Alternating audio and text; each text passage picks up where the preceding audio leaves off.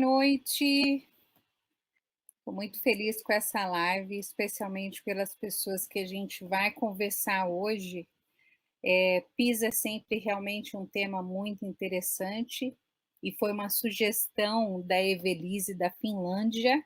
E já que eu estou falando em Evelise, acho que já vou trazer ela aqui. Boa noite, Evelise. Olá, colegas educadores. Meu boa tarde aqui de Helsinki, um pouquinho passando das 3 horas. A minha voz, peço desculpa, está um pouco fraca, mas eu acho que eu chego até o final da live. E também estou muito feliz em estar participando dessa super live. Eu acho que todos nós vamos aprender muito hoje. Hoje a gente está assim, com um fuso horário bem interessante, né? Eu estou falando aqui de Osaka, Japão, aqui já são 9 horas da noite. A Evelise está falando lá da Finlândia. São 3 horas aí, Evelise? 3 e 6. 3 e 6. E a gente tem também uma convidada muito especial que também está num fuso horário diferente, que é a Olá, Raquel. bom dia. Eu estou aqui em Minas Gerais, no Brasil. São 9h06 da manhã. Estou por aqui, mas eu não moro no Brasil. Eu também vivo em Helsinki, mas passei a maior parte da minha vida na China. Então, hoje nós vamos ter uma conversa sobre a educação da China e não do Brasil, onde eu estou. Perfeito. Antes da gente começar, boa noite, Esther. Seja muito bem-vinda. Nós estamos transmitindo pelo YouTube, pela fanpage do Forum. Vocês que estão chegando, sejam muito bem-vindos. Se está no Brasil, bom dia. Se está na Finlândia, boa tarde. Se está no Japão, boa noite. Eu peço que vocês nos ajudem compartilhando essa live para que mais pessoas possam assistir, possam participar, possam perguntar. É um tema muito interessante, né? E antes da gente entrar no tema em si, eu vou pedir para que tanto a Evelise quanto a Raquel falem um pouquinho da sua história, né? A Evelise, que está ali na Finlândia. Quanto tempo você já está aí, Evelise? Eu morei por 2 vezes aqui, agora eu estou 12 anos. 12 anos. Então, fala um pouquinho, o que você faz aí na Finlândia? Conta um pouquinho da Evelise aí da Finlândia. Bom, primeiro a minha formação, eu sou pedagoga, né, formada no Brasil, né, em Porto Alegre, sou gaúcha, e fiz a especialização em administração escolar lá no Brasil. Aqui eu fiz na Universidade de Helsinki também uma outra especialização em educação especial e cheguei a trabalhar com educação especial. No momento eu trabalho na Escola Europeia de Helsinki, eu sou responsável pela seção de português, né, literatura, língua e literatura, e também eu atuo como consultora pedagógica, especialista no sistema educacional finlandês. Maravilha. Então, acho que falar de educação finlandesa é com a Evelise mesmo. E tem a minha querida Raquel, que, como ela disse, ela está lá no Brasil, mas a Raquel tem uma história muito interessante, né? Ela me disse uma vez que aprendeu a falar português com 15 anos, então você falava que língua até 15 anos de idade, só para o pessoal saber, Raquel. Bom, a minha primeira língua é chinês. Meus pais já foram na década de 60 para a China, e eu tinha menos de 1 ano, então eu cresci a minha vida toda falando chinês, e a primeira vez que eu vim ao Brasil, com 15 anos, foi quando eu aprendi a falar português. Mas meus pais, os dois, são brasileiros. E vivi 45 anos na China, nos últimos 5 anos eu estou na Finlândia, que meu marido é finlandês, então resolvemos mudar para a Finlândia. Eu sou formada na Universidade de Pequim, na literatura chinesa, principalmente na área da literatura contemporânea. Minha profissão é intérprete, sempre fiz trabalho de intérprete com o governo brasileiro e chinês, de português e chinês, né, nas duas línguas, e também trabalhei como professora de chinês nas escolas internacionais de Pequim. Acho que falar de educação da China, acho que a Raquel tem propriedade para falar, né? Quanto? 40 anos, Raquel? 45 anos. 45 anos, né? Bom, eu sou Sandra, eu já estou aqui no Japão desde da primeira vinda, então são 27 anos, né? Eu vim aqui com 19 anos, como todo decassegue, que seria as pessoas que vêm para trabalhar e acham que vão ficar 2 anos, e eu já estou aí junto com a comunidade brasileira na terceira década, né? Eu atuei em escolas brasileiras, né, por 10 anos. O Japão tem uma realidade educacional um pouquinho diferente. Por quê? Porque nós temos, é o único país fora do Brasil que possui escolas homologadas pelo MEC. Então, a educação aqui ela tem duas realidades: tem as escolas japonesas e tem as escolas brasileiras, né? Eu sou pedagoga, especializando em educação inclusiva, diversidade. Gosto muito da parte da educação empreendedora, negócios inclusivos, né? Então, estou envolvida aí na área de educação um bom tempo. E tive aí a experiência de ter 2 filhos, né, entre as duas realidades, entre as escolas brasileiras e a escola e a universidade, até a universidade japonesa, que foi o caso do meu filho. Então, acho que dá para falar um pouquinho, né, da realidade da educação no Japão, né? Então, vamos começar? Vamos lá? Boa noite, Mitico, que está falando lá do Paraná. Bem-vinda, bem-vinda. Então, vou compartilhar aqui essa apresentação com algumas perguntas, né? A Evelise sugeriu, fomos lá conversando, né? Trocando umas ideias aí por um bom tempo, né?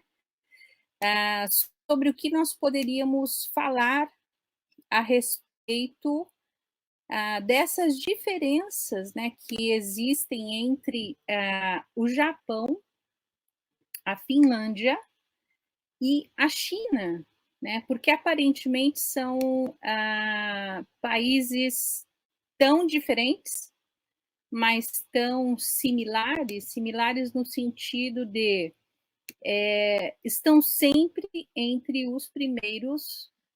Nós caímos? Foi isso? Não? Não? Estamos no ar ainda. Não, tá tudo bem. Ué. Então tá bom, achei que tinha caído aqui. Então, vou colocar aqui para vocês essa apresentação. Dá para ver direitinho? Porque quando eu coloco a apresentação, vocês somem para mim.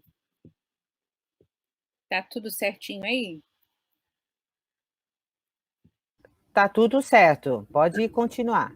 Nós estamos Perfeito. vendo você e a tela. Perfeito, então tá, só eu que não estou vendo vocês, tá? Então, a gente tem aí o tema hoje, né? Países de destaque no PISA, diferenças e similaridades entre Japão, Finlândia e China, né? Então, acho que a gente pode começar do começo, né? A Evelise pode começar falando da Finlândia, né? Porque a gente já fez uma live com a Evelise e foi muito interessante essa questão de como a Finlândia já trata da preocupação com a educação desde o berço, ou melhor, desde a caixa, né, Evelise? Sim, a caixa. Você quer que eu comece, então? Ok. Bom, na verdade, existe uma maneira, assim, que eu diria empírica, que em relação a esses estímulos, já desde bebê, que não é algo que é feito ou organizado pelo governo ou por nenhuma instituição.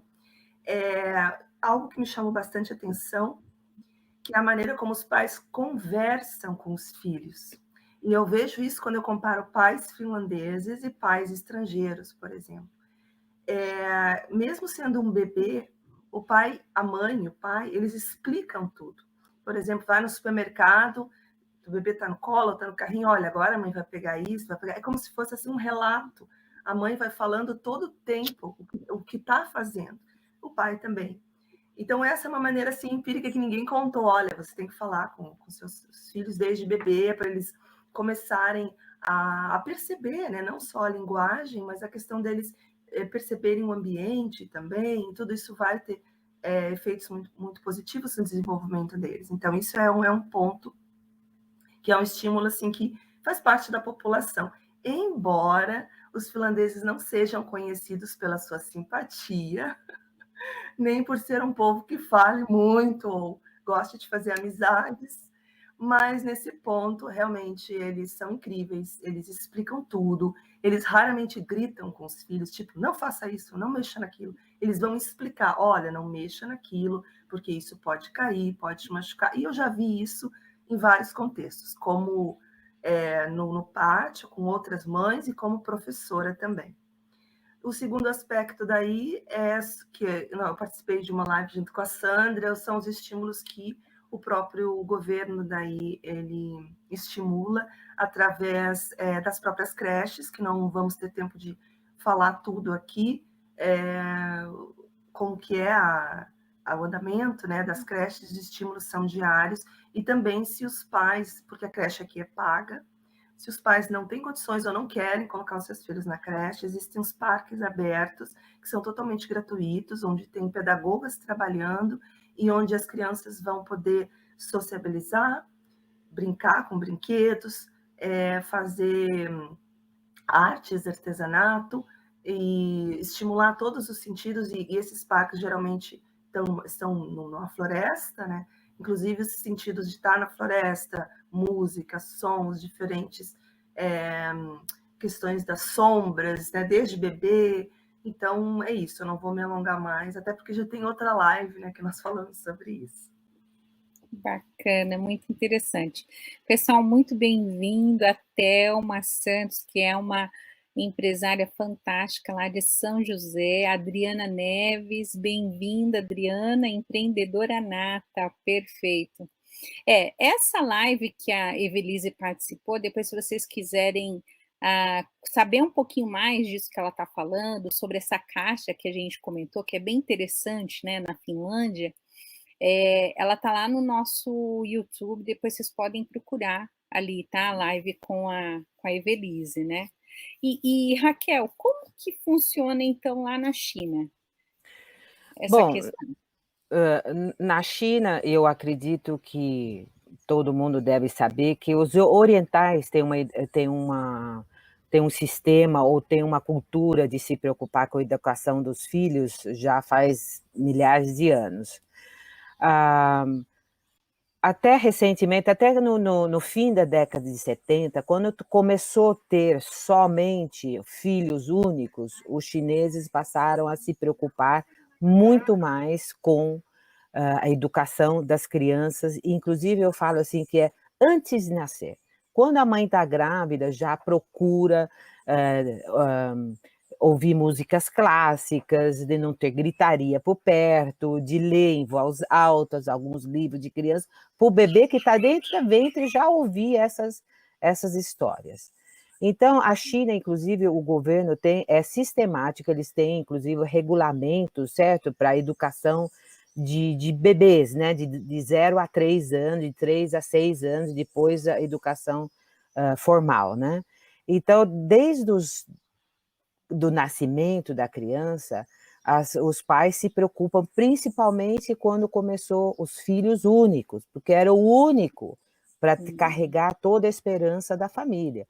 Então, eu pessoalmente já vi pais em bibliotecas ou livrarias pedindo quais são os livros para ler para o nenê de 3 meses. Inclusive, eles mostram imagens de animais, de letras, né, de ideogramas chineses, ou de ABC, já falar, esse é A, esse é B, esse é C, né?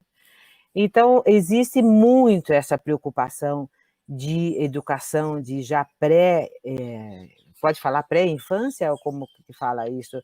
Para a criança já aprender e ter, porque, inclusive, para entrar nas creches, é uma competição de ver qual quanto que a sua criança sabe mais, porque é o problema também de superpopulação.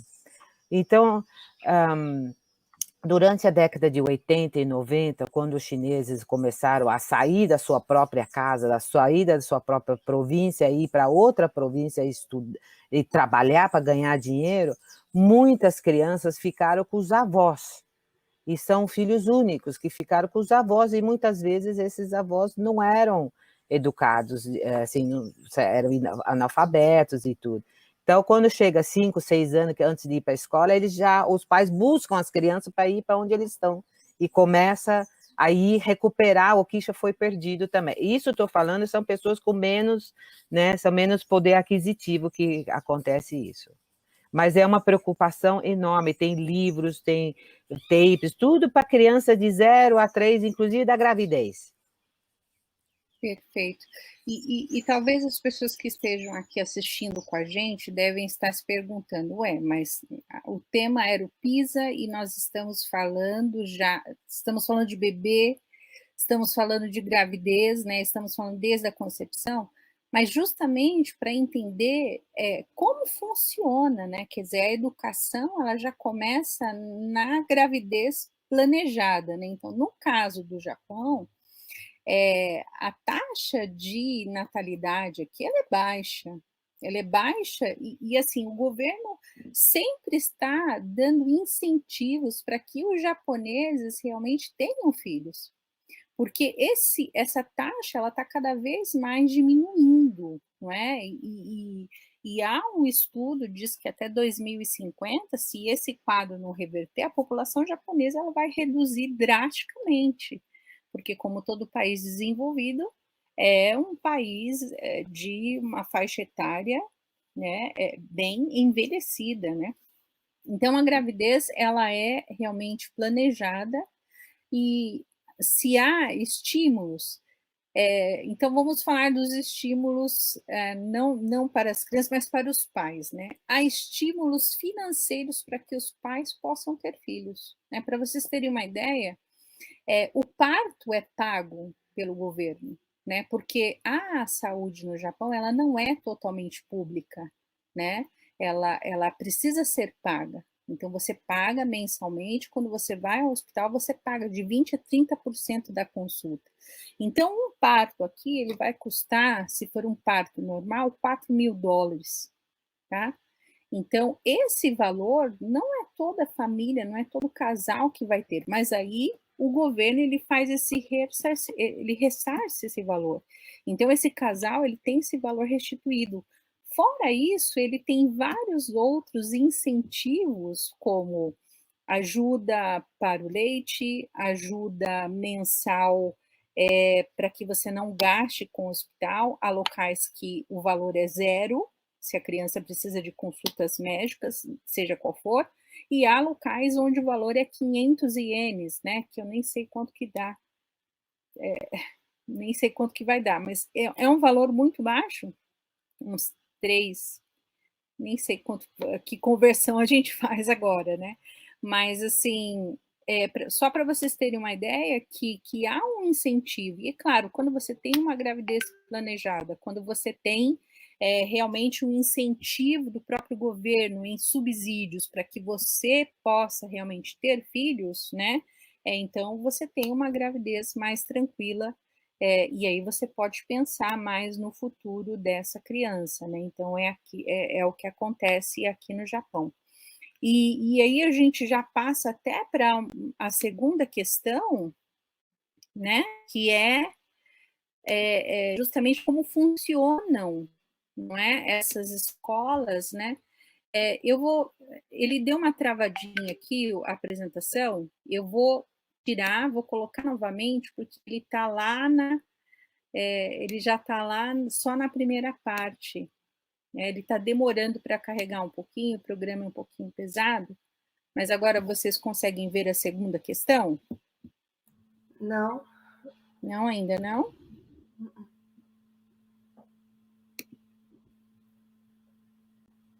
Deixa eu ver. Ele não tá passando para vocês, né? Não. Não, deixa eu ver. Pode ser? Pode ler para nós. Né? Tá. Leia, melhor ler e a gente continua a hora que aparecer, Tá, aparecer. perfeito, tá. Então, a segunda, né, ela traz um levantamento em relação quando os pais podem colocar os seus filhos na creche, quanto tempo a licença maternidade, qual é o processo? Né? Ok. Na Finlândia, a licença maternidade é 9 meses. Então, antes disso, nenhuma creche vai aceitar o bebê. Existem creches particulares que são creches de línguas, creches em inglês, creches em francês, para não dizer que, mas as finlandesas são todas públicas, então essas, por lei, elas não aceitam. O processo é simples, é a creche mais perto da sua casa, e se você quer colocar uma creche mais longe, o governo vai te perguntar por quê, qual é o motivo? E o incentivo é que coloquem na creche mais perto. Se não existe vaga, às vezes a população cresce rápido demais, inclusive muitos estrangeiros vindo, e não existe vaga naquela creche, a Finlândia tem um sistema que se chama eu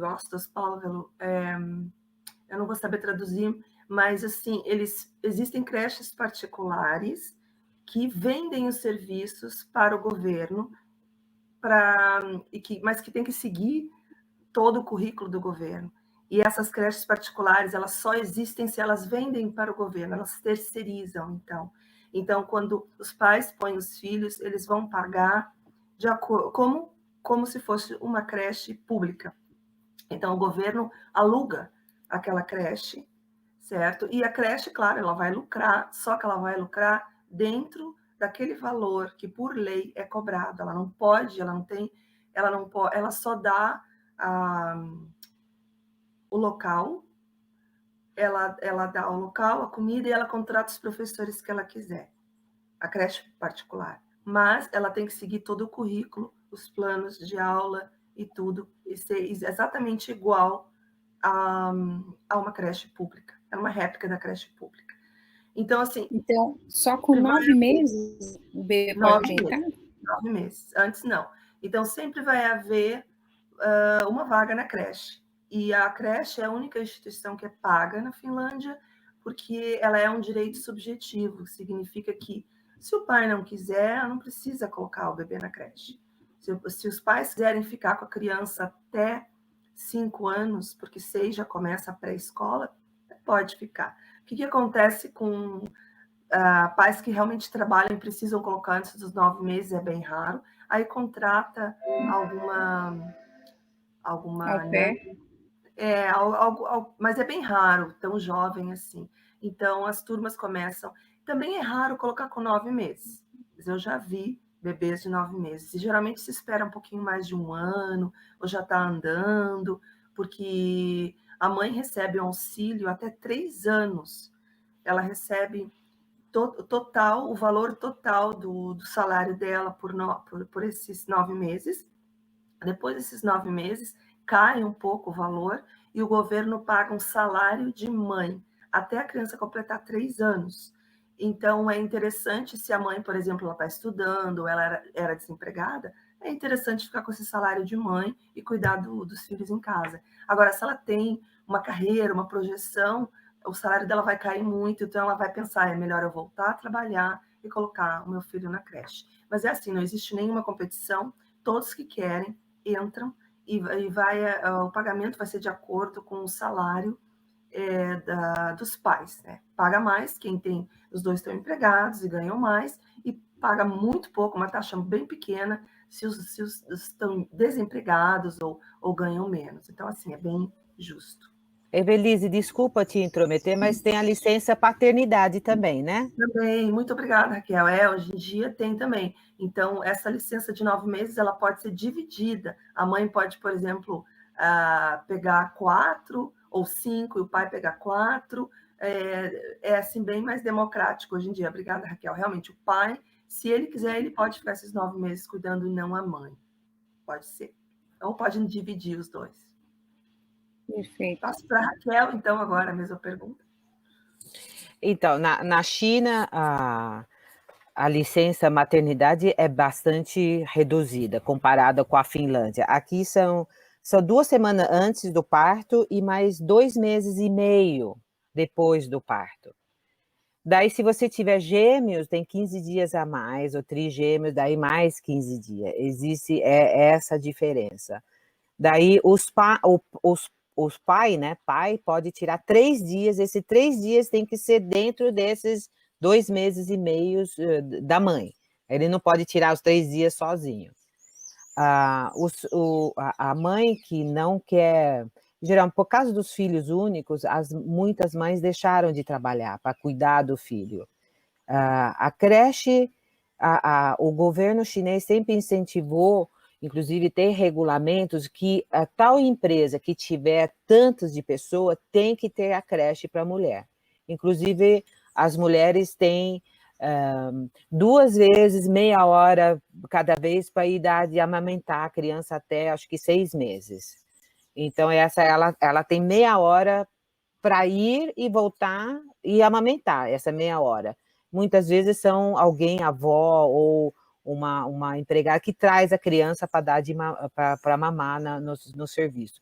Então, muitas empresas com certos números de mulheres têm a creche nas próprias empresas.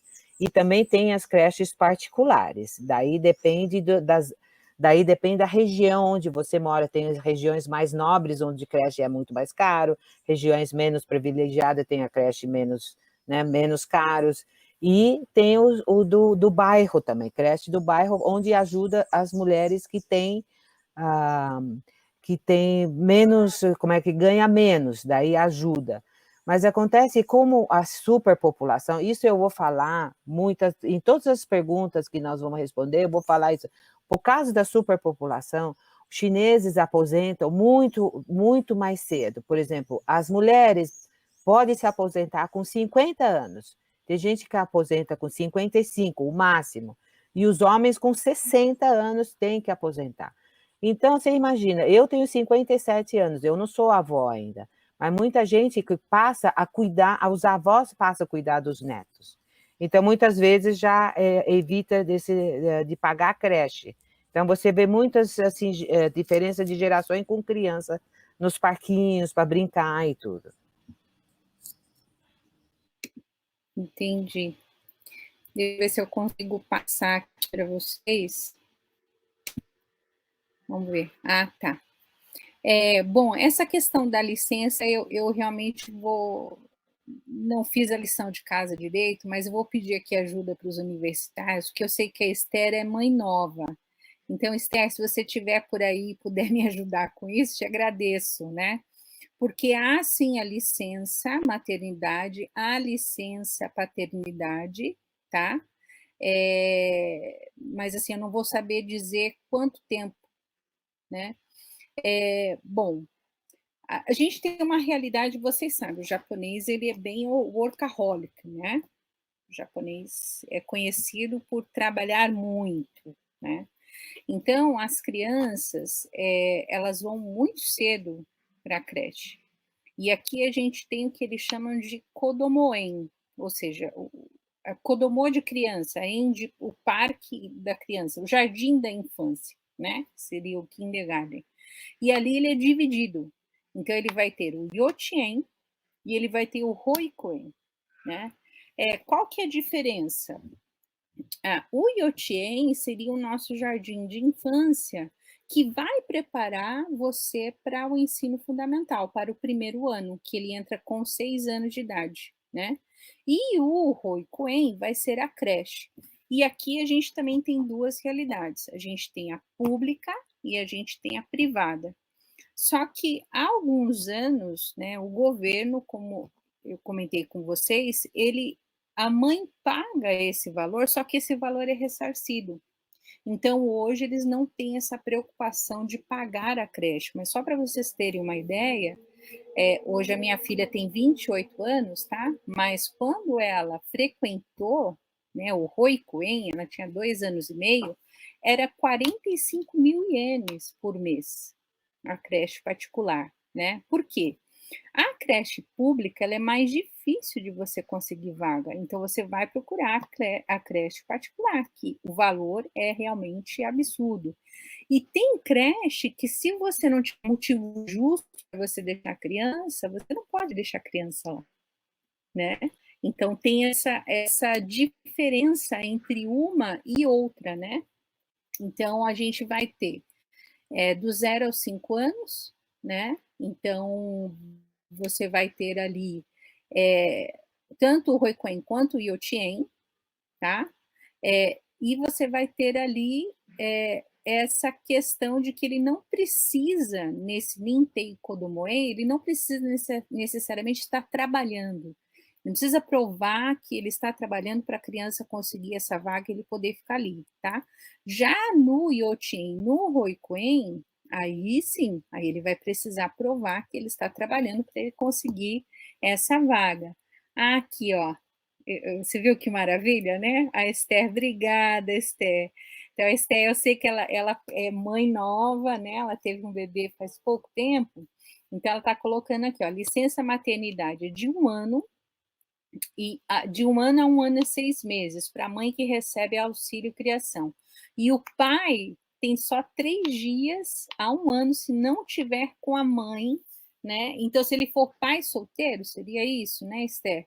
E aí pode entrar na creche acima de 1 ano e hoje realmente está gratuito. Então, esse eu sei que está gratuito mesmo, mas isso faz pouco tempo, tá, gente? Não faz muito tempo isso não, de que a educação aqui para a criança da educação infantil, ela é gratuita, tá? Então, será que é isso? Tinha mais coisas? Vou para a quarta? Isso é o que a gente estava falando, né? Existe sim sistema de pontos nas escolas da Finlândia, China e Japão? Então vamos começar com a Evelise. Ó, Esther, mãe de 5 filhos e 4 nasceram no Japão. Oh, parabéns, querida, mãezona. Só voltando um pouquinho nas creches, que eu não falei, não existem diferenças entre creches, não existem creches melhores ou piores. Às vezes pode demorar, se naquele bairro tem muitas crianças e vem muitos moradores, de repente, como, por exemplo, estrangeiros, expatriados, mas sim, todos têm a vaga e todas as creches têm a mesma qualidade. A questão, assim, às vezes, vocês podem pensar, mas nem todos os professores são bons. Sim, mas se o professor não é bom, se o time que trabalha não é bom, mas ele trabalha dentro de uma estrutura tão bem feita que é difícil a qualidade cair. Claro que se a gente comparar com aquele professor super comprometido e aquele outro que não está muito aí, vai haver uma diferença, mas mesmo assim, dá para dizer que o sistema é assim, é de excelente qualidade. E sistema de pontos. A Finlândia, assim, ela é conhecida por não estimular a competição, nós não temos nem notas, né? No primário, já por causa disso, para não botar um estigma no aluno de que esse é um aluno fraco, esse é um aluno bom, então nem notas, mas nós temos esse sistema de pontuação no ginásio superior ou fundamental 2, para entrar no ensino médio. Então, quando o aluno atinge o 8º ano, entre o 8º e o 9º ano, primeiro que o currículo no fundamental 2, ele já começa a ser flexível, o aluno já começa a escolher as disciplinas que ele mais se afina, que ele mais gosta de estudar, ele já começa a ter uma ideia, né, se ele quer ir mais para exatas ou mais para humanas. Então, nós temos, por exemplo, a matemática curta, que se fala, e a matemática longa. Então, se ele não é muito de exatas, ele vai escolher a curta, vai aprender o básico da matemática, porque a matemática ela é obrigatória.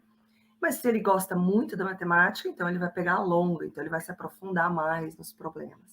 E tem disciplinas que não são obrigatórias, então ele não precisa escolher.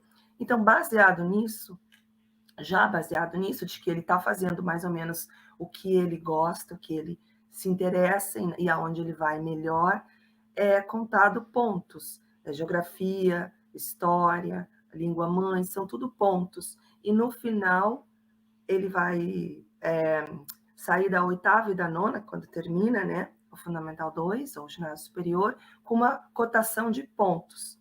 E aí ele vai ver qual ensino médio que ele quer. Nós temos ensino médios temáticos aqui. Por exemplo, ensino médio focado em ciências, focado em artes, focado em música, focado em esportes, focado na matemática e nas exatas. Então, cada ensino médio desses vai ter uma pontuação. Por exemplo, o ensino médio, que seriam, vamos dizer, para os engenheiros, a gente sempre brinca, o ensino médio para os engenheiros é 9,5 a pontuação. Ele tem que ter 9,5 para entrar. Já o ensino médio, por exemplo, que vai ter foco em literatura e artes, ele, se não me engano, mais ou menos 7,5. Então, aí vai depender muito da pontuação que ele tem. Se ele quer entrar no ensino médio focado nas matemáticas, na química, mais na ciência, e ele não tem esses 9,5, ele tem, por exemplo, 7 só, ele pode fazer o 10º ano. Então, ele faz um ano a mais, que é oferecido pelo governo, aí ele vai estudar mais, vai ter ajuda, né, dos professores, vão fazer um cronograma, um apoio para ele, um plano de apoio para ele, nas disciplinas que ele vai precisar estudar mais, para atingir essa pontuação, porque ele quer aquele ensino médio, especificamente. E para quem não quer nada, né? Para aqueles estudantes que não sabem bem o que querem, existe a cotação mais baixa, 6,5, de um ensino médio neutro, onde ele vai oferecer mais ou menos um pouco de cada coisa, ele não vai ter um foco específico. E se o aluno realmente não é aquele aluno, nem todos gostam de estudar, nem todos querem seguir uma carreira acadêmica, né? Ele tem a opção de ir para o profissionalizante. Então, hoje em dia, nós temos 50% da população que quer fazer uma universidade, ele vai cuidar esses pontos, né? Os pais já sabem, e eles também já são orientados a cuidar desde o 8º ano para se ter pontos bons para ir para o ensino médio que eles querem. 50% vai para o ensino médio e 45% vai para algum ensino profissionalizante. O ensino profissionalizante, ele não tem pontuação, ele pede uma carta de intenção, por que o aluno quer estudar mecânica, cozinha, ou mesmo alfaiataria, por que ele quer estudar aquilo, e ele tem uma entrevista. E é assim que se entra, então, para o ensino profissionalizante, que é possível também depois fazer o que chamam de tecnólogo, e subindo, e chegar a fazer até o mestrado e doutorado. Então, a pontuação serve para isso, para o aluno conseguir chegar no ensino médio que ele quer, que já é uma entradinha para a universidade, né? Que já é aquilo que ele gosta mais de fazer, se humanas, exatas ou ciências. Então, a grade curricular, ela é flexível na Finlândia, o aluno tem a opção de escolher. A partir do Fundamental 2, a partir do 7º ano, sim. 7º ano. Ele começa a poder escolher. Tem as obrigatórias, é como uma faculdade, imagina uma faculdade, é a mesma coisa. Tem as obrigatórias e tem uma série de outras que ele pode pegar, em relação a línguas, religião, história. Então, ele vai... O que ele se interessa mais, é lógico, ele vai pegar aquelas, e o que ele menos se interessa, ele pega só as obrigatórias e curtas ainda, porque tem essas diferenças. Certo. Eu acredito que a China não deve ser tão flexível como o Japão, né, Raquel? Não, a China ainda não é flexível e é muito rígido, né, estudos. As escolas, apesar de ser escolas do governo, devia ser todos iguais, há diferenças. Muitas universidades têm suas próprias escolas primárias, né, e fundamental, tem as próprias escolas dela. Então, as melhores universidades, para você entrar nessa universidade, é bom você estar nessas escolas primárias e secundárias, para você, é mais fácil de você entrar. Então, as pessoas, tem muita gente que, para poder entrar nessas escolas, se mudam para essas áreas onde estão as universidades, porque daí você tem, além de você pagar um pouco, você tem o direito de entrar nessa escola porque você mora ali. Então, o preço desses imóveis perto das universidades são muito mais altos. Então, é tudo um encaixado no outro. Inclusive, para você entrar no primeiro ano de primário, que é com 6 anos, você tem que fazer uma prova para entrar também, por causa da superpopulação.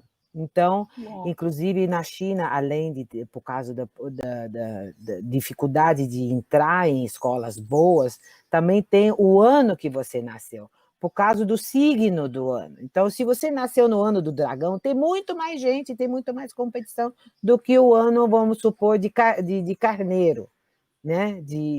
Que nasce menos gente. Então, existe toda esse tipo de competição. Agora, as matérias nas escolas não tem essa pontuação, se você quer seguir essa área, você estuda menos matemática, ou mais química, ou menos física. Não tem isso. Você tem que ter todas as notas assim lá em cima e passar. Talvez seja como no Brasil, no vestibular, que você tem que, não importa o que você vai estudar, você tem que fazer física, química, matemática e todas essas matérias. Hoje em dia, muitas escolas melhores já não publicam as notas assim em frente da escola a mais, mas ainda a maior parte das escolas ainda as notas são públicos. Você sai as notas para mostrar para todo mundo qual nota você tirou na aula de matemática, inclusive na reunião dos pais é mostrado isso, né? Dos pais que os filhos, você sabe, os pais que vão na reunião dos pais sabem quem tirou quanto. Então é bastante público e bastante competição entre os estudantes. Os estudantes entram muito cedo, por exemplo, se a escola começa às 8, aliás, as escolas são um período integral, tá?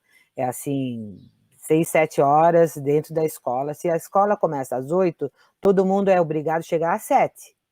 Então, às 7 horas, todo mundo senta quietinho, faz a lição, ou lê, ou prepara o que vai acontecer hoje. Tem sempre o líder da classe que vai dar anunciamentos, bastante metódico, bastante organizado, né? Todo mundo sentadinho direito, na fila certa, não tem esparramar na carteira, nada, todo mundo... Bem certo. E uma da grande diferença entre outras escolas que é a doutrina do partido. Isso é aula obrigatório desde criança até o fim. Inclusive, eles têm... dos 6 a 14 anos, os melhores estudantes entram para o instituto, como é que chama? Chama Pioneiros, né? O grupo dos pioneiros. Depois tem o Partido dos Jovens, dos 14 aos 28 anos. Depois é o Partido Comunista. Por causa dessa doutrina do partido, escolas particulares é muito difícil de existir, porque você tem que seguir a doutrina do partido. Então, escolas internacionais, o governo não deixa quem tem passaporte chinês entrar nessas escolas, justamente porque não tem a doutrina e não tem patriotismo, porque é uma escola internacional, não tem hino, não tem, sabe? Então, e além das aulas cívicas, né? Educação cívica, de aprender tudo isso. Então, isso é uma grande diferença entre outras escolas de países como a Finlândia ou como o Japão, né? Mas a competição é muito, muito grande. Fora isso, tem aulas particulares, os pais vivem para pagar aulas particulares de matemática, física, inclusive música, piano, tudo isso, menos esporte. Que coisa. E Raquel, e você estudou, né? Você estudou nesse sistema escolar, né? Sim, eu estudei. Eu estudei durante a Revolução Cultural, que era, então, pior ainda, né? A Uau! gente só estudava a doutrina do partido. A primeira coisa que eu aprendi a escrever antes do meu nome era Viva o Presidente Mao. Uau! Olha, No caso do Japão, né, é claro, o Japão é conhecido por sua disciplina, né, a sua organização, a sua sistemática, mas eu costumo dizer que o Shogaku, que é o ensino fundamental dos anos iniciais, ele é mais tranquilo, né? As crianças são encaminhadas para a escola de acordo com o seu endereço, então, no raio daquele endereço, ele já tem a escola primária, né, do ensino fundamental ano inicial, que ele deve ir. A escola é gratuita, eles pagam somente a alimentação, que aí custa por volta de 10.000 ienes, $100 mensais. Fora isso, é gratuito. Tanto os livros são gratuitos. O que fica a cargo da família é a compra do uniforme, que nós vamos falar daqui a pouco, né? Porque não há uma exigência de uniforme, eu acredito que na China sim, né, Raquel? Depois você só confirma, né? Mas no Japão, o uniforme só é obrigatório na educação física, fora isso, ele pode ir com a roupinha que ele quiser, né? Então é muito tranquilo, tem muita brincadeira, eles brincam muito, é bem assim, bem light, né? Bem diferente do Chugaku que vem depois. Então, no ensino do ano inicial, é assim que funciona. E tem também as famosas grandoceiros, né? Então, a única coisa que eles têm igual, além da educação, né? A educação é igualitária até o nono ano, né? São as mochilas que duram 6 anos. Ele deve usar a mesma mochila. Antigamente só tinham duas cores, vermelha e preta, e não podia nada de frufru, rodinha, nada disso, né? Hoje já está mais assim com algumas cores diferentes, mas é a mesma mochila que eles precisam usar os 6 anos, tá? Então é assim que funciona a educação fundamental dos anos iniciais aqui no Japão. Vamos para o próximo? E Raquel, só me confirma, lá precisa de uniforme, né? Todo mundo de uniforme, né? Até uns anos atrás, o uniforme era estilo moletom, assim, de esporte mesmo. Todo mundo é obrigado, entre as escolas, cores ou alguma coisa podia ser diferente. Era muito feio, sabe, que é bem largona, assim, e era exigido corte de cabelo curtos para as meninas e bem curto para os meninos também. Não pode passar maquiagem, não pode usar brincos, imagine tatuagem, essas coisas, então nem pensar. Então é para você perder menos tempo se embelezando, né, com o cabelo, não sei o quê. Hoje em dia, as escolas estão se adotando mais o uniforme tipo inglês ou tipo japonês, sabe? As moças de saia tipo xadrez, assim, tipo escocês, com um taierzinho, com uma gravata, os meninos também, sabe? Então, essas já são escolas melhores e que tem que pagar por isso, né? Tem que pagar por isso. Mas outras escolas e outras províncias mais simples de esporte. Inclusive, eu tive muita dificuldade de comprar roupas para os meus filhos quando eu tinha de uns 10 para uns 13 anos, porque não tinha roupa, porque todo mundo só usava o uniforme. Então, era difícil achar calça jeans, calça social, calça para essa idade da puberdade, assim, era difícil de achar lá. No Japão, do primeiro ao sexto ano, que seriam os anos iniciais, ele não tem uniforme, só o de educação física. Já nos anos finais, que seria do sétimo ao nono, aí sim, aí ele tem esse uniforme que você está comentando, né? E aí são todas escolas públicas. Não é que não tem escolas privadas do ensino de educação básica, né? Existem, mas a maioria vai para as escolas públicas mesmo. Todos eles têm uma educação realmente igualitária, independente da sua classe social, né? Tá? Na Finlândia tem uniforme? Não, nem nas públicas, nem nas particulares, que são as escolas de línguas, não tem uniforme. E quanto ao uso de tecnologia? Eu acho que vocês vão ficar decepcionados com o Japão, viu? Vou voltar assim um pouquinho sobre as escolas. As escolas da Finlândia são gratuitas. as públicas, são oferecidas nas 2 línguas do país, finlandês e sueco. Não se paga nada, nem a comida, nada. Nem os materiais, né? Não se paga nada pela escola de maneira nenhuma. As escolas particulares, então, reiterando, são para expatriados. As escolas em inglês, alemão, francês, as escolas que tem aqui, e essas cobram, porque elas são feitas para expatriados. Mesmo essas também não usam uniforme. Tecnologia, sim, a Finlândia é muito tecnológica, a Finlândia gosta de tecnologia.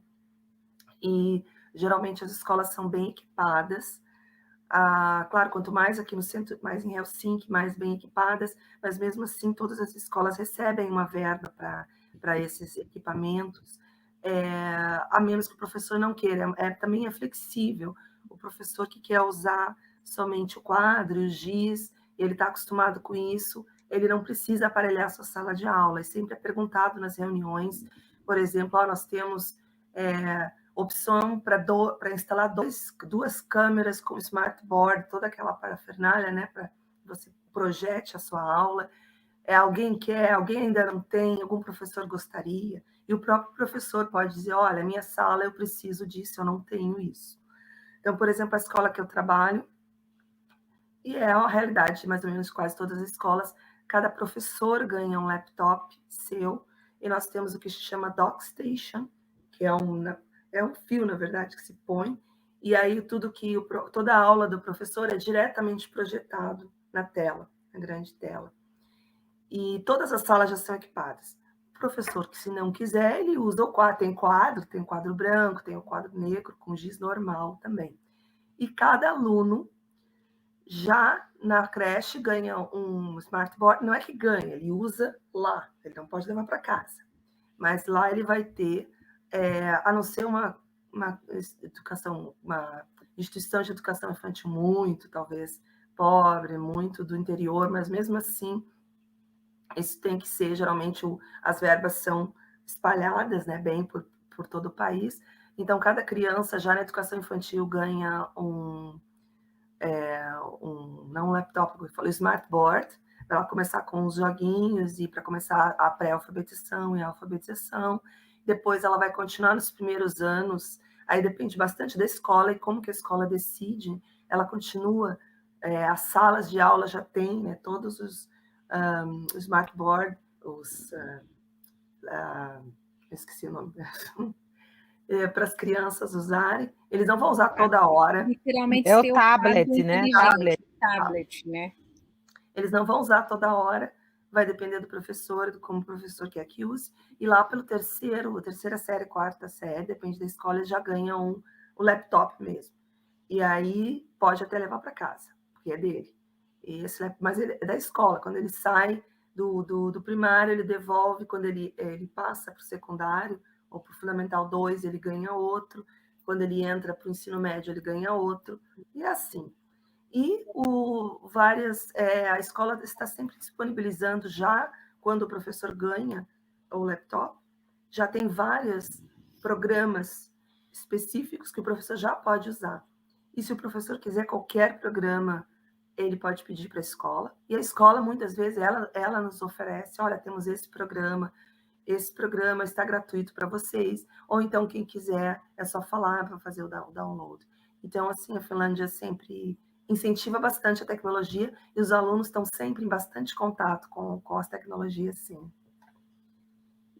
Perfeito. E a China, Raquel? Bom, a China, as maiores cidades, né, Shanghai, Pequim, Guangzhou, essas maiores cidades, as escolas também se preocupam muito em tecnologia, são oferecidos, inclusive os professores são treinados a como é que usa os sistemas para dar aula mais online e usar a facilidade de toda a internet para dar aula e usar os materiais. Os alunos são incentivados a comprar o seu próprio computadores e tem, assim, geralmente são designados é como comprar os materiais da escola, qual livro comprar, entendeu? É mais, não é grátis, não. Então, quando você sai dessas cidades principais maiores, você vai para lugares menores, você já vê a diferença, que daí seria um computador por vários alunos, né? O governo local dá um incentivo para as escolas comprarem algumas máquinas de cada, né, cada ano da escola, daí tem, depende de quantos alunos tem, o certo tem a sala de computadores para eles irem em certas aulas para ir nessas salas de computadores para usar. E é bastante regulamentado, vocês devem saber também, o governo tem o firewall, que é tudo muito regulado. E na China você não consegue acessar o YouTube, nem o Netflix, nem o WhatsApp, nem tudo que a gente usa o dia a dia, que é tão normal, na China é bastante bloqueado. Inclusive, recentemente, não faz um mês, o governo saiu um regulamento para limitar o uso de computadores por crianças, de não sei quantas horas, que agora foi diminuído. Então, eles querem... A China está bastante avançada, né? A gente vê o Huawei, vê o 5G, né, no mercado, eles realmente estão incentivando os jovens a ser mais tecnológicos e alcançar porque a China teve a sorte de ficar fechada por tanto tempo e de repente abrir para o mundo, então eles pularam muitas, né, ninguém teve telefone com fio em casa, ninguém teve cartão de crédito, foi diretamente para automatizado tudo isso.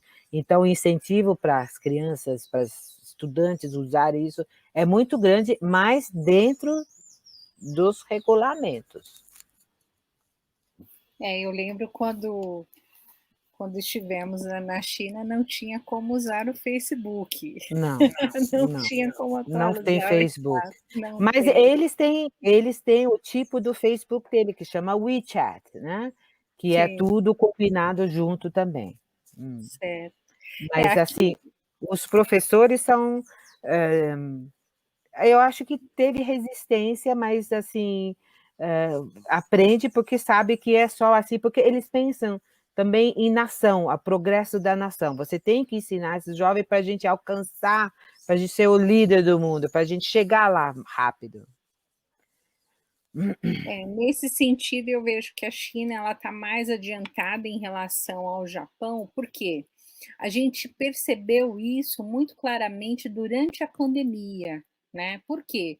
Porque durante a pandemia as escolas pararam, né? Enquanto a escola brasileira, como a gente já disse, então no Japão a gente tem duas realidades, as escolas brasileiras, né, para a comunidade brasileira, e temos as escolas locais, claro, as japonesas. As escolas brasileiras, elas continuaram o trabalho, porque as aulas se mantiveram online, né, independente do aluno estar na sala de aula ou não. Já as escolas japonesas tiveram muita dificuldade, por quê? Porque foi realmente algo muito atípico e diferentemente do que as pessoas imaginam, o Japão ainda é analógico, né? A sala de aula ainda é giz mesmo e quadro negro, né? As escolas não têm ar-condicionado, as escolas públicas, tá? Então, ainda funciona tudo de forma muito analógica, tanto que os professores tiravam cópias de atividades e iam de casa em casa para poder entregar para os alunos, e esses alunos tinham que fazer essas lições em casa, com os pais, da forma que podia, né? E depois tinham que entregar essas atividades. Esse ano, tá? 2021, né? Há poucos meses atrás foi que houve a decisão governamental de entregar tablets para os alunos de escola pública. Então, somente agora, por conta dessa instabilidade com a pandemia, é que a gente tem, então, alunos com tablet. E isso também dividiu a opinião das pessoas, porque há famílias que foram muito a favor e outras famílias que não gostaram disso, né, de dar um tablet na mão da criança ali de né, 7, 8 anos de idade. Então, realmente, só para vocês terem uma noção de que Há tecnologia no Japão? Ah, sim, claro, mas geralmente são para esses cursos específicos de robótica, ou mesmo voltados ao TI, né? Claro que você vai ter laboratórios para isso, mas no ensino realmente o fundamental, né? Você não vai ter essa tecnologia, a não ser agora que eles estão correndo atrás disso. Então, lamento decepcionar quem acha que o Japão é todo high-tech, que você vai chegar aqui, a rua vai acender e um robô vai falar com você, mas não é bem por aí. É o que se pensa, né? A ideia que se tem do Japão é assim mesmo. A gente falou já dos uniformes, né? Mas vocês querem complementar alguma coisa? Não tem assim. Eu acho que a Finlândia preza pela individualidade do aluno, ela não acha, porque por que é uniforme, né? Pelo menos no Brasil. A justificativa do uniforme é apagar o background, né? Que todos são iguais. Então, se tem alguém que tem mais dinheiro ou menos dinheiro, não vai se refletir na roupa da criança nem nos materiais, né? No caso, quando as escolas são públicas no Brasil. Então, aqui já se prima por uma igualdade, mas se preza pela individualidade.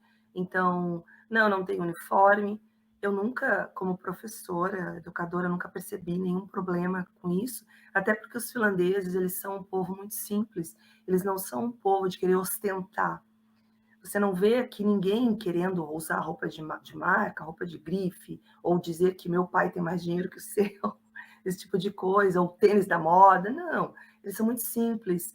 Eles não é esses valores não são difundidos aqui. As crianças e os adolescentes realmente nem percebem isso. Eles vão com a roupa que eles mais gostam. Inclusive os pais tendem a ouvir muitos filhos e a comprar com os filhos e escolher a roupa, por exemplo, outro dia, junto com as crianças, deixar que as crianças comecem a decidir. Então, não tem uniforme, os livros são todos, desde que começa já a pré-escola até o 9º ano, são todos dados pelo governo. Esse ano, porque o ensino médio não era obrigatório, então tinha que se pagar, e era bem caro, era quase 2.000 euros todos os livros, dos 3 anos, geralmente se compravam os 3 anos todos, né? E esse ano resolveu se tornar obrigatório o ensino médio, para evitar, se vocês viram na minha conta, quando eu falei 50% vai para o ensino médio e 45% vai para o profissionalizante, e o resto, e os 5%, né? Então estava crescendo muito o número de jovens, principalmente com a pandemia e tudo, que não terminavam a nona e não sabiam o que fazer e ficavam sem estudar.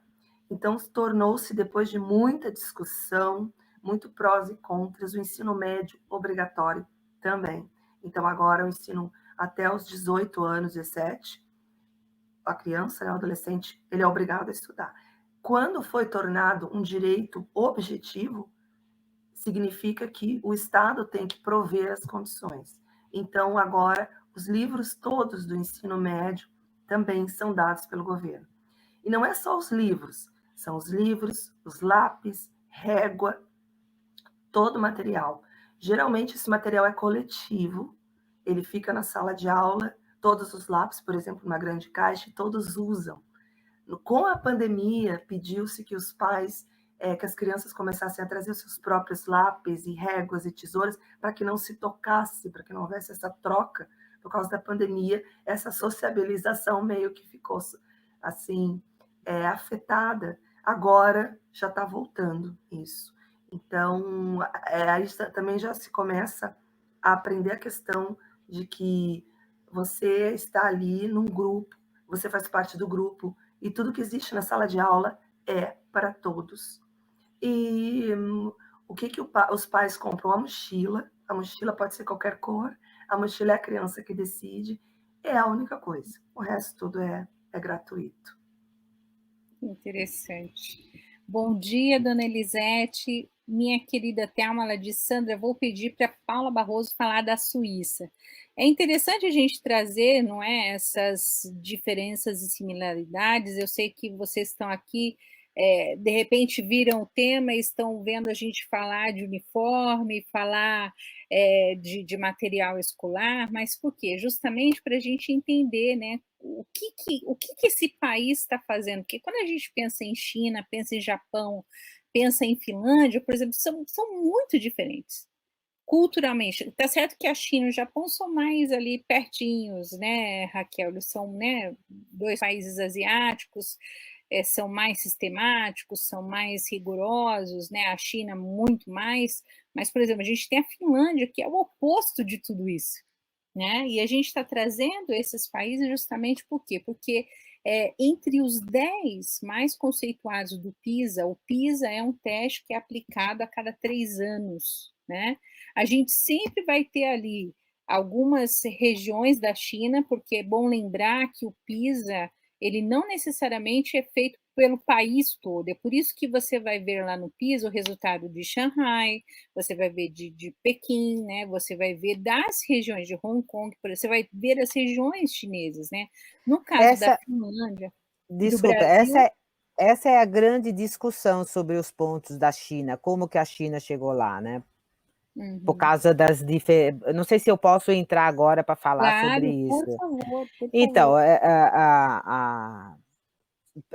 eles fizeram um estudo também sobre, em 2015, a China estava no sexto, sétimo lugar, né? E 2018 já estava no primeiro lugar. Então, existe uma discussão sobre isso, como que foi feito essa diferença tão grande em 3 anos. E primeira coisa é porque eles fizeram o exame de PISA nas províncias mais ricas, né? Que é Shanghai, Pequim. 2015 tinha Guangzhou na pesquisa. E depois, como deu sexto, sétimo lugar, eles tiraram Guangzhou e colocou uma outra, acho que Zhejiang, que é a área costeira, uma província rica. Então, as 4 províncias que foram feitas são províncias ricas, né? Que são províncias ricas com pessoas que têm mais poder aquisitivo, oferecer estudos melhores, pagar estudos melhores, e fizeram esse exame nessas províncias. É claro que é um orgulho para puxar outras províncias para melhorar a educação também, mas isso é um tipo de burlar o regulamento do PISA ou não, sabe? Existe isso também. Agora, o governo chinês tem o seu próprio PISA, que chama China Education, não lembro, é CEPES que chama a sigla, né? E só que eles também põem assim uns pontos bem altos, só que eles não dizem quais as províncias que foi feito essas. Então, tudo que a China dá de um ponto de estatística oficial, todo mundo duvida, porque sempre tem alguma coisa ali, né? Mas os chineses estudam muito, mas muito, né? Eu que estudei na década de 70 na China, quando eu cheguei no Brasil para fazer o colegial, né, que os últimos 3 anos, eu sabia muito mais de química, física, matemática do que os meus como é que fala, os colegas do mesmo ano. Então, eles realmente estudam muito. Eu acho que justifica o ponto do PISA, porque eles, inclusive, têm, assim, o suicídio de criança é muito grande por causa de pressão de estudo. Mas eles realmente passam dia e noite estudando, só fazem isso. E essa é uma grande diferença também. Eu acho que, apesar de que deve ter uns pontos aí do governo que manipulou ou não manipulou os números, mas a juventude chinesa, a vida deles é estudar. Sim, nós sabemos disso. No caso do Japão, né, ali se existe, a pergunta foi ali se existe padrão, né? Então, assim, pegando até o gancho da Raquel, O japonês ele estuda muito, as crianças estudam muito, eles estudam na escola, que também é integral, né? E eles fazem atividades homework todos os dias tem homework, né? Então, realmente é uma rotina bem árdua de estudos, tá? Isso quando ele não chega, por exemplo, lá no ensino fundamental dos anos finais, a partir do 7º ano, que aí ele tem o curabo, né? Ele precisa escolher algo que eu acho que a Evelise já comentou, música, esporte, costura, tecnologia, e fora os estudos, e aí ele não tem como escolher a grade curricular é padrão, isso não tem como ele mudar, mas aí ele escolhe de acordo com o gosto, né, ali qual desses curabos ele vai fazer. Então isso aumenta ainda mais a carga horária dele, tá? E infelizmente, né, Raquel, assim como a China, o maior índice de suicídio no Japão é justamente no ensino fundamental dos anos finais, ou seja, do 7º ao 9º ano, o estresse da criança é tão grande, do adolescente é tão grande, e é por isso que a gente tem, infelizmente, os maiores índices de suicídio nessa faixa etária, tá bom? Só dar um oi aqui, Geisa Melo Neves, ela disse, estou adquirindo muitos conhecimentos, muito obrigada por compartilhar, nós que agradecemos a sua presença, Geisa, seja sempre muito bem-vinda. Olha, na verdade, nós temos mais 7 questões aqui, mas eu estou achando que isso vai ter que ir para uma segunda parte, tá?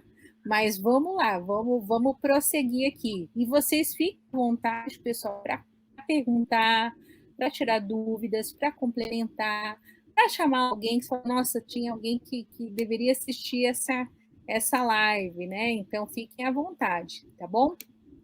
E quanto o suporte para alunos com dificuldades cognitivas, tem na Finlândia?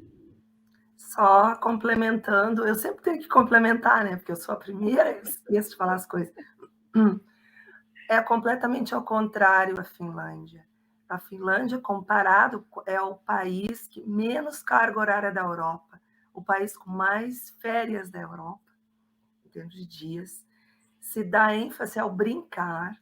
Tema de casa existe sim, mas é bem pouco. E não existe essa pressão, não existe essa pressão. Então, o país chega, quer dizer, não é assim, não é aí que está o segredo, não é nem em estressar o aluno ou exigir dele, e também não é nem em deixar livre, é algo in between, é algo entre esse segredo que está entre esses 3 países, né? Qual era a Para pergunta? você ver, né, Evelise, que não existe fórmula. Não existe Então vamos ser rígidos como a China, por exemplo, né? Então vamos ser como o Japão. Não existe fórmula, né? Cada país adota, né? E aí é cultural mesmo, não é? A forma da educação, né? Do próprio país e estão entre os primeiros, né? Então, são diferenças, né? Compensado Muita diferença, pela né? sociedade, porque o que esses 3 países têm é um grande sentimento social. A Finlândia é social-democrata, ela não é capitalista, né? Aquele capitalismo assim, não existe competição, não é estimulado a competição, existe um grande sentimento de inserção na sociedade. Eu não penso só em mim, não existe individualidade. Acho que isso ajuda muito, não só na sala de aula, na escola, mas na própria sociedade. Para a sociedade ir para frente, eu não posso pensar só em mim. Eu tenho que pensar que eu sou uma parte dessa sociedade. Eu acho que isso é que eu estou vendo que é o que em comum entre nós 3. Né? Exato. Essa é uma parte importante. E, bom, Finlândia, existe, se alguma criança, bom, nós temos já da educação infantil, todo ano nós temos o plano pedagógico individual, que isso eu já falei em várias outras lives, é feito uma vez por ano o reconhecimento daquele aluno desde bebê, já desde que ele entra para a creche, como está se dando a aprendizagem dele, mas também em termos sociais, não só em termos cognitivos. E isso na educação infantil, depois em todo o primário, continua também no Fundamental 2 e até, se for preciso, até na faculdade. Então, é muito difícil pegar de surpresa, vamos dizer assim. De repente, o aluno aparece com uma síndrome, ou de repente ele começa a cair vertiginosamente, porque é uma coisa controlada. Quando é percebido, se é na educação infantil, ou se é nos anos primários, ou geralmente a dificuldade já começa no primário, imediatamente já é comunicado aos pais e pedido permissão dos pais para se levar adiante. E aí entra o trabalho da parte pedagógica da escola. Nós temos, todas as escolas têm psicólogas. Se a psicóloga não pertence àquela escola, porque hoje em dia, né, é mais caro, antigamente a psicóloga ficava na escola, hoje em dia a psicóloga se reveza entre mais ou menos três escolas, mas ela tem no mínimo 2 dias por semana em cada escola, para ela trabalhar com os alunos, e aí vai se ver em combinação junto com o professor, com os pais e com o próprio aluno, porque nós temos muito aqui, principalmente no primário, essa avaliação em conjunto. O próprio aluno se autoavalia, o professor faz uma avaliação em geral de como o aluno está se saindo, daí ele vai fazer uma avaliação em termos cognitivos, como que ele está, se ele existe alguma dificuldade em alguma área, né, por exemplo, primário, né, que o professor dá todas as áreas, se existe dificuldade de sociabilidade, ou se está tudo bem. O quanto que o aluno é concentrado, o quanto que o aluno realmente gosta de estudar e gosta de fazer as atividades, o quanto que a capacidade dele de seguir orientações e de fazer os exercícios, etc. A professora tem um e o aluno vai ter outro. E ele próprio vai se avaliar. Claro que a linguagem dele vai ser mais simples. Então, já nessa própria avaliação, o próprio aluno percebe o que falta para mim aprender. Por exemplo, competências que eu já sei, ok. Competências que eu tenho que trabalhar, competências que realmente eu tenho dificuldade. E aí vai se fazer uma comparação com o que a professora fez e com o que o aluno fez. Eles teriam que dar uma linha paralela. Com base nisso, já é uma grande evidência, né, para mostrar para os pais, e é interessante que o próprio aluno ele se reconhece como, eu estou tendo dificuldade na disciplina tal, ou eu estou tendo dificuldades em geral, e aí é acionado a psicóloga e os profissionais que trabalham e que podem ser chamados à escola, psiquiatra até, por exemplo, se os pais estão passando por um divórcio, é isso que está afetando o aluno, porque o aluno era regular ou normal, vamos dizer assim, de repente ele tem uma queda. Então, sim, se procura, porque assim, a igualdade é quando todos vão ter a mesma chance, mas o governo finlandês procura, além disso, dar equidade, que significa cada aluno precisa de algo diferente. Então, sim, nenhum aluno fica sozinho, nenhum pai, também qualquer dificuldade é um grupo, ele é abraçado por um grupo de professora, o diretor da escola, inclusive, dependendo até os próprios colegas, se pede ajuda, ele pode receber uma auxiliar de sala para trabalhar com ele, ou com aquele grupo que está mais fraco. Então, sim, existe todo um esquema já preparado para que não deixe esse aluno cair, para que todos consigam ficar mais ou menos na mesma linha. E se o aluno tem uma dificuldade, como, por exemplo, dislexia, isso é acompanhado até na universidade. O aluno recebe um laudo, e o aluno conversa com o professor e diz para ele, olha, eu tenho esse problema, né, a dislexia, então eu tenho um pouco de dificuldade em fazer as provas escritas, e aí o professor vai talvez ver uma outra maneira de fazer a prova. O professor vai fazer a prova com ele, lendo as questões, cuidando com que ele entenda. Então, isso existe sempre, assim, desde que o aluno entra na educação infantil até o final, esse cuidado. A Finlândia tem muito pouco cidadãos também, né? Aqui também está caindo a população, como toda a Europa, então não se quer perder ninguém. Mas isso é muito interessante, porque é uma educação tete a tete, né? Quer dizer, é aluno por aluno, a gente vê, é muito humana, né? Uma educação É um bem plano humano. individualizado, inclusive as avaliações deveriam, é o que os treinamentos que nós recebemos constantemente. Claro que tem professores que não fazem, mas a maioria dos professores já conseguiu compreender que a avaliação é o que a gente chama assessment, né? Ela tem que ser uma avaliação contínua, não pelo resultado, mas pelo trabalho que foi feito. E às vezes o trabalho final nem é tão importante. E nisso, o aluno já é avaliado de uma maneira muito mais ética, talvez, né? Moral, porque se ele fez o trabalho todo bem, não vai ser o final que é importante, o trajeto que é importante no aluno. E é individualizado. Procura-se fazer o máximo individualizado, o quanto é, logicamente, possível a um professor. Essa é a diferença, né, e aí a Raquel vai falar também, da sociedade individualista e da sociedade coletiva, né? Nesse sentido, a Raquel, não sei se a China é como o Japão, mas aqui o coletivo é em detrimento do indivíduo. Sim. Então, tudo é pensado sempre no coletivo. O coletivo, então, o exatamente. indivíduo fica um pouquinho esquecido. Como funciona na China? A Finlândia tem não posso dizer a sorte, mas assim, é a população, né? 5 milhões. A China tem 1,4 bilhões de pessoas. Uau. E culturalmente, você sabe, né, que a China são os chineses que inventaram a escola, em sistema de provas e tudo, então eles fazem milhares de anos que eles trabalham, que eles têm esse sistema de educação, os melhores, inclusive são os melhores da prova que trabalhava com os imperadores, né, do país inteiro. Então, a pressão é muito grande. A competitividade é muito grande entre as escolas. Quando eu falei para vocês que é publicado nota dos alunos, é publicado nota da escola também. Quantos alunos entrou para a melhor faculdade da China? A Universidade de Pequim e Tsinghua, Universidade de Tsinghua. Quantos alunos entraram? Então, eu conversei com a Ebelise sobre isso. As escolas chinesas anivelam para cima. Se preocupa mais com alunos superdotados.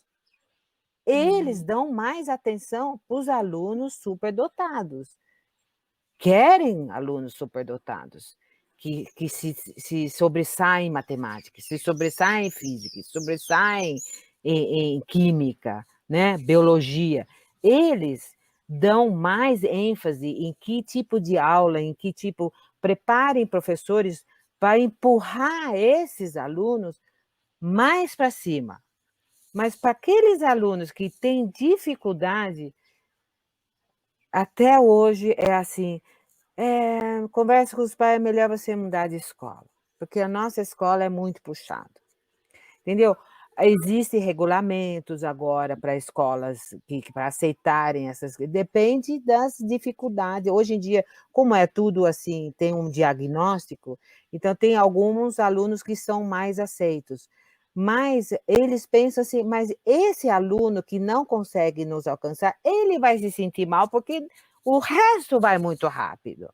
Então, eles acham que eles estão se preocupando com esse aluno que não consegue alcançar o resto da classe, em pôr eles numa escola diferente, que é só para eles. Daí existe essa diferença. Então é a escola dos burros, escola dos não sei o quê. Escolas melhores, a competitividade é muito grande, então você vê menos alunos com problemas, dificuldades cognitivas, né? Você vê menos. Escolas mais simples, né? Afastadas do centro da cidade, eles são mais inclusivos, eles recebem mais esses alunos, porque daí eles não vão tão rápido como os outros. Mas a sociedade chinesa, eu não sei se eu posso dizer a sociedade asiática, nivela para cima, para empurrar, querem alunos superdotados. Tem sistema todo para esses superdotados, que eu também acho que as escolas de outros países deviam tomar conta, porque muitas escolas esquecem de superdotados. Dão toda a ênfase para quem tem. Mas esses alunos superdotados não têm onde extravasar, porque os professores não conseguem ajudar eles também. Então, existe essa grande diferença que então, o seu filho é melhor ir para outra escola, porque senão você vai deixar toda a escola para trás, ou toda a classe, ou todo o ano para trás. Existe isso. Acredito que com novas ideias, vendo a Finlândia, vendo outros países que conseguem fazer isso, a China também está mudando, mas mais devagar, né? Nesse aspecto é bem mais devagar. Deixa eu complementar que por exemplo, eu falo sempre que vem estrangeiros, né? Vem muito expatriado e vem também refugiado. Então, veio uma grande leva de refugiados, por exemplo, da Somália, e essas crianças, e vinham assim, tipo, entravam 15, 10 crianças, 20 numa escola, e eles começaram a notar que essas crianças tinham grandes dificuldades, porque além de possíveis dificuldades cognitivas, tinha dificuldade cultural e também o que elas tinham passado, né? Fugindo de guerra e tal, não se sabia também o que elas tinham passado. Então, tudo isso, vir um país novo, não saber exatamente a língua, começava a aparecer gritantemente na sala de aula o desnível. E aí se pensou muito o que fazer. A solução foi, na mesma escola, fundar classes para eles. Então, classes, como a Raquel falou, em vez de mandar para uma outra escola, porque todas as escolas aqui têm o mesmo nível, eles fundaram outras classes. Então, por exemplo, terceiro ano, tem aquele terceiro ano dito normal, ok, das crianças que estão em certo nível, e aí se fundou um outro terceiro ano, a terceira série, com todas aquelas crianças que precisavam de mais apoio, onde a professora sabia que ela ia poder mais devagar, que ela ia poder olhar mais individualmente, ia ter um auxiliar de sala, e também, possivelmente, claro, finlandês, não é só os estrangeiros, mas assim, grande parte desses estrangeiros que vêm já em quase que idade escolar e que nem sabem direito a língua e que não conseguem acompanhar, ainda hoje existe. Eles ficam inseridos dentro da escola, mas em uma outra classe, onde a professora, às vezes, ela é uma psicopedagoga, inclusive, dependendo das dificuldades, onde ela já sabe que ela vai ter que trabalhar um pouco diferente com aquelas crianças. Nesse sentido, o Japão, então, tem algo em comum com a Finlândia, porque aqui ele não pode mudar de escola, a não ser que ele mude de casa. E dificilmente ele muda de residência, ele muda de endereço. Então, enquanto ele estiver naquele endereço, ele precisa frequentar essa escola. E aí a gente tem o que se chama de Toridashi Jugyo de sala de aula, né? O Toridashi seriam as aulas de reforço, tá? Então, fica dentro da escola, então é uma sala à parte, onde o aluno que não está conseguindo acompanhar a sala de aula, o conteúdo de sala de aula, ele vai para essa sala para ter essa aula de reforço com essa professora, não é? Que não é a professora da sala de aula, que vai então ajudá-lo a chegar ao nível para que ele consiga ficar na sala de aula. E aí a gente tem algumas, vamos dizer assim, os prós e contras, né? Então, a primeira situação, que aí você coloca, por exemplo, no caso dos brasileiros, que não fala japonês, então ele precisa ir para essa sala. Então, o caso dele é que ele não fala japonês. Então, até ele chegar ao nível, realmente vai ser um processo longo. E, de repente, você tem outros alunos que têm aí problemas realmente, por exemplo, depressão, você tem alguns transtornos, você tem déficit de atenção, você tem TDAH, né? Hiperatividade, e, de repente, vão todos para essa sala. E, bom, agora nem tanto, tá? Mas o Japão, ele tinha muito tabu em relação a essa questão psicológica, psiquiatria, né? Existe um tabu muito grande em relação a isso. Agora está mudando, a gente vê mais essas clínicas que eles chamam de mentário clínico, né? Seria clínicas mentais, né? Para cuidar das doenças da mente, que hoje o mundo todo, né, está sofrendo com isso. Então, o Toridashi, por algumas pessoas, não é visto com bons olhos, porque nem sempre o profissional que está lá, ele está realmente capacitado para trabalhar com tantas diferenças, né? Então, a gente tem essa questão. Mas é claro, tem muitas crianças que acabam ficando ali um período, e aí algumas famílias veem isso como uma exclusão, não como uma inclusão, né? E outros conseguem finalmente voltar para a sala de aula, né, através desse reforço, tá? Então é assim que é feito aqui no Japão mesmo, porque para uma família japonesa procurar um auxílio, por exemplo, psicológico, psicopedagógico, é ainda algo lento, não é algo assim tão comum como a gente vê no Brasil ou vê mesmo na Finlândia, tá? Amigas, a gente está num impasse agora, hein? Nós estamos há Deixa eu só 1 hora e complementar sobre 35 aqui. Deixa eu só Diga, complementar sobre os querida, diga. estrangeiros e refugiados. Para começar, quando eu encontrei com a Sandra anos atrás, essa é a diferença que eu percebi sobre os brasileiros na China e os brasileiros no Japão. Que no Japão, os brasileiros são quase todos descendentes, né, de japoneses, e na China não. Na China a maior parte é brasileiros mesmo. Os estrangeiros, nenhum estrangeiro chega na China para fazer mão de obra barata. Não existe trabalho, não existe taxista, operários, cozinheiros, estrangeiros na China, porque lá tem suficiente mão de obra. Então, quem chega são executivos, são pessoas que são mandados, são expatriados, são mandados para lá para trabalhar. Então, todas as crianças, assim, 90% dos estrangeiros que estão na China vão à escola internacional. Claro que tem aqueles que não têm condições de pagar, geralmente as empresas que pagam, tem as que vão à escola chinesa, que não falam chinês, vão à escola chinesa. Só que você não pode entrar em qualquer escola chinesa. Estrangeiro tem escolas certas para ir. E não são muitas. Pequim tem algumas. Daí ali tem ajuda de algum professor que fala mais inglês e ajuda esse aluno a se integrar na classe. Agora, refugiados não tem, né, gente? A China tem muita gente. Refugiados tem aqueles, por isso que eles estão morrendo de medo do Afeganistão, porque tem fronteira lá, eles não querem refugiados, gente. Eles têm muita gente. Mas Tem refugiado do interior da China, né?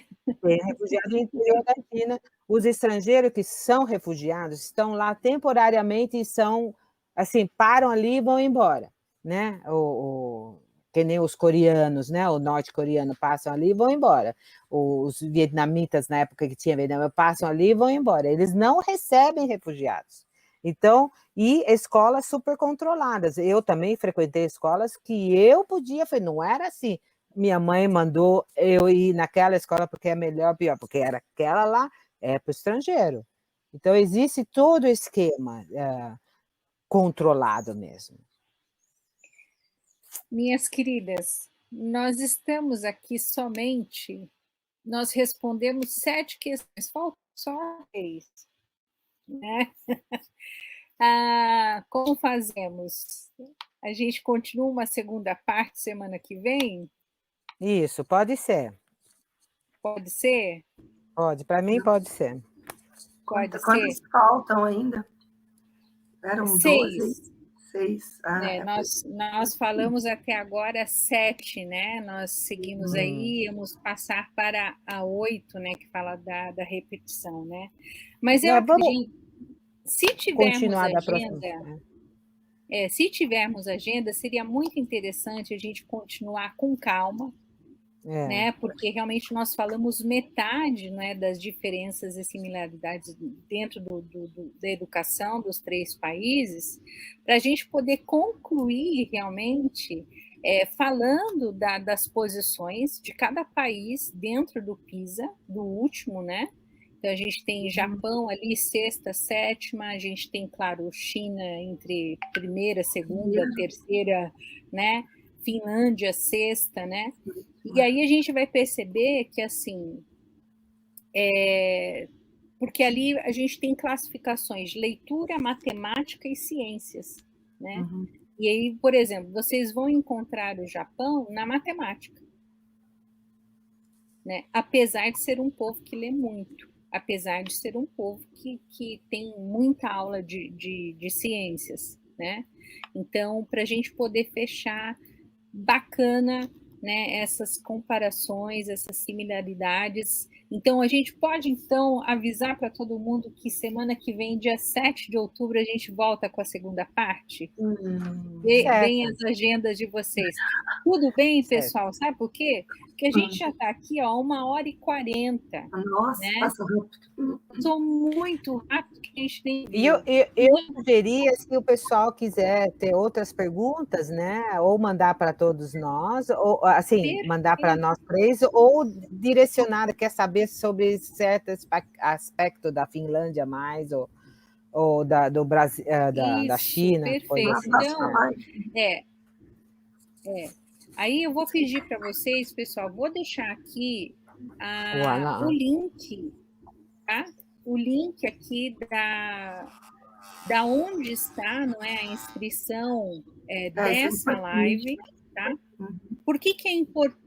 Porque aí você fica dentro do nosso mailing e aí a gente tem como avisar para vocês direitinho, com o link, tudo certinho. Então, ó, você que já está aqui hoje, você já se inscreveu, não tem problema porque você já está lá dentro do mailing, tá? Então, a gente já vai avisar para você tudo certinho.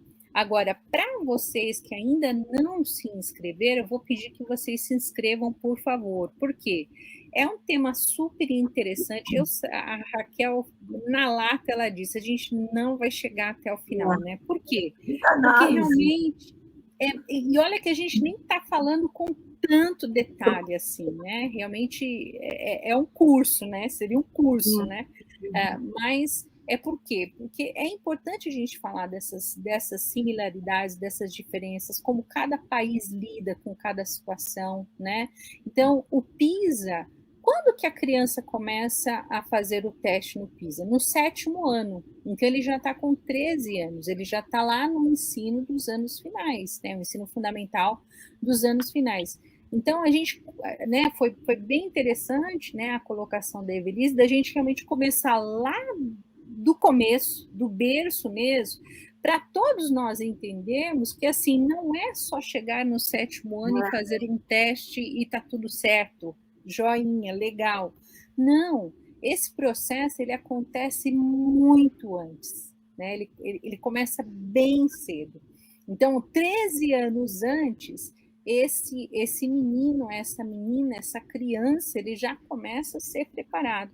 É por isso que é claro que a gente vai ter esses resultados do Brasil em 50ª, 60ª posição, né? Então, não é à toa, né, que nós temos esses resultados no Brasil, né? Então, é por isso que a gente está trazendo essas informações, né, de como cada país, esses 3 países têm lidado, para a gente realmente pensar que o objetivo aqui do Fórum, desde que a gente iniciou, foi justamente isso. Não é a gente patinar nos problemas. O Brasil sempre fica na última posição.